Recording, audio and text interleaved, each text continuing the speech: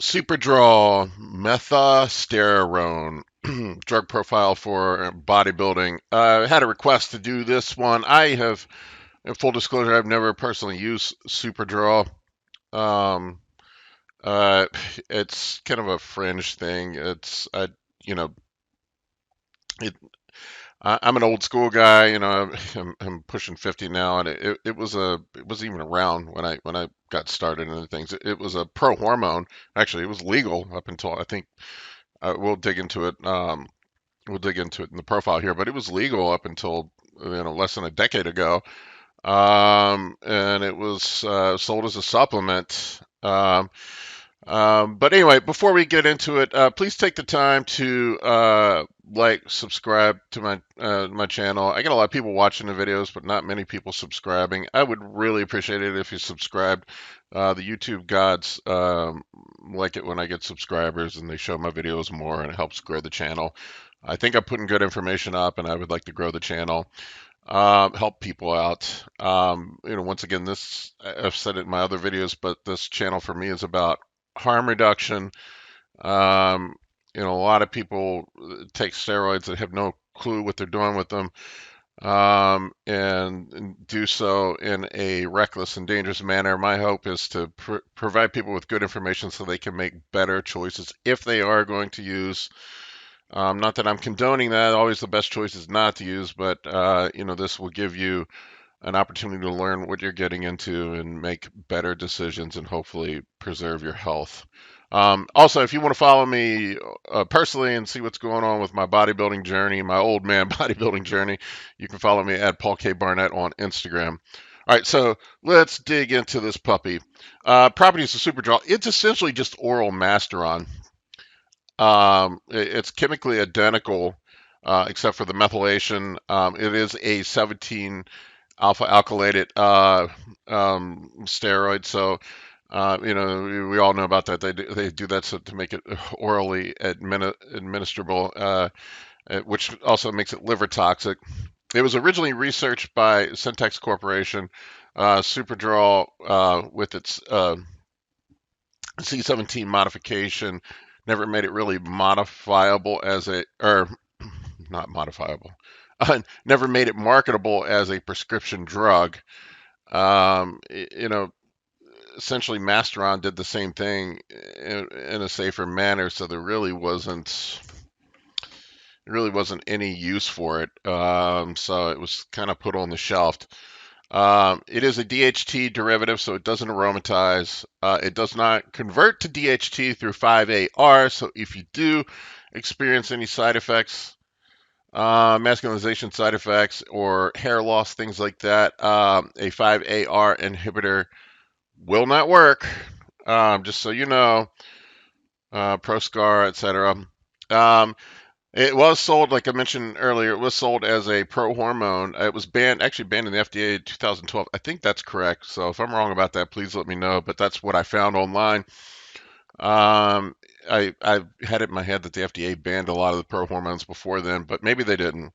I think it was scheduled as class 3 substance. So they took the FDA for a while to figure out that it was actually a steroid, not a pro hormone. It's not a pro hormone. It is a steroid. Um, on paper, keep in mind these anabolic androgenic ratings never really translate to humans that well, but in rat studies on paper, it has an anabolic rating of 400, androgenic rating of 20. So it is a very low androgenic rating, and an anabolic rating about 3 times that of what Masteron is on paper. Effects of Superdrol: increased protein synthesis, prevents muscle wasting, increased red blood cell counts, increased nitrogen retention, which helps with the muscle wasting, moderate suppression of estrogen, just like Masteron. Side effects of Superdrol: elevated hematocrit. It has a stronger, from what I've read, it has a stronger action on elevating hematocrit than Masteron does. Worsen lipids, as all orals tend to crush your lipids. Cholesterol is going to get fucked up. Uh, Liver toxicity because of the 17AA. Possible hair loss. I have read people report it, even though it's very low on the androgenic side effects. It probably has some sort of direct interaction with the DHT receptor in the hair follicle. I'm just guessing. I don't know, but that would be my speculation. But people have reported having hair loss with it, so that's just something to keep in mind. And once again, Propecia or any of these other 5-AR inhibitors are not going to help since it doesn't reduce via the 5-AR enzyme. Possible virilization in women, although it has a very low androgenic rating. I would imagine at low doses it's probably safe. Don't quote me on that. Don't come back at me if you have problems with it. There are other more well-established options for women out there. Elevated blood pressure. People have reported their blood pressure gets high on it, which is interesting. And suppression of HTPA, like most other steroids do. Bodybuilding uses for Superdrol. I mean, I really only see one use for it here, as in contest prep. Maybe for bulking. I don't know. It seems like contest prep drug to me. Um, Superdrol half-life 8 to 9 hours, so you would likely need to dose it if you wanted to keep peak concentrations 2 to 3 times per day. Doses, beginner doses around 20 milligrams, intermediate's 40, advanced is 60 plus. Anytime you get over that 50 to 60 milligrams per day with 17 AAs, you're going to have elevated liver enzymes. I mean, it's just going to happen. My thoughts is essentially just a dirty version of Masteron. It's a version of Masteron with more side effects. Um, it was never marketed as a pharmaceutical because Masteron is safer and does the same thing. So why the fuck would you take a dirtier version of a drug that already exists and is safer? It makes no sense to me. You're putting your body under unnecessary stress and toxicity for when there's another option that does the exact same thing. It seems stupid to me. I don't know. I don't know of any pros or high level coaches that recommend it or take it. I could be wrong about this, but I know of quite a few people. I talk to people. None of them that I know of use Superdrol. They just don't. It's a bro drug. Bros tend to love gym bro. Gym bros love orals. I don't know what the obsession is with orals. Orals are almost in every instance worse for you, with the exception of maybe Anavar.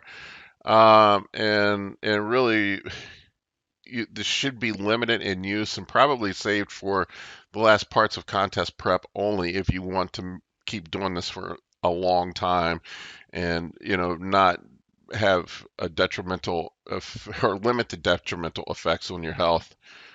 While it's more anabolic than Masteron on paper, you got to think that the toxicity that you're putting your body under and the lower doses are going to cancel that out. I mean, if you're taking 30 milligrams a day, that's 210 milligrams per week.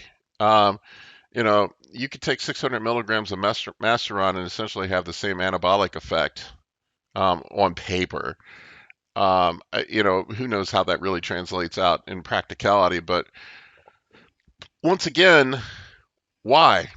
Why put your liver under stress? Why fuck up your lipids? Why raise your blood pressure? Why raise your hematocrit when you can do a safer version and get the same thing out of it? It just makes no sense to me. I could potentially see it being used for female competitors, but I do think there's probably better choices. Once again, I don't know a whole lot about how this is used and applied with women. I don't know if women actually use it. There probably are better choices, but it is another tool in your toolbox that you could potentially use, given that it has a very low androgenic rating. Now, in practicality, I don't know how it affects women.